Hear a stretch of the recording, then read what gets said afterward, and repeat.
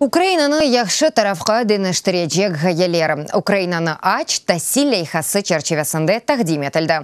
Лейханың финалы Киевде кечті, онда Украинаны чешіт көшелерінден он учбенден зияде талебе иштирак етті. Лейханың əsas мақсады яшылықтан балаларға жемаат фалиетіне мирақ ве севгі ашламақ. Ярыштан Новгород-Волынский тақымы ғалебе қазанды. Əsas бақшышлардан бірі Лейханың омырге кечірілмесі için Мадій дестек.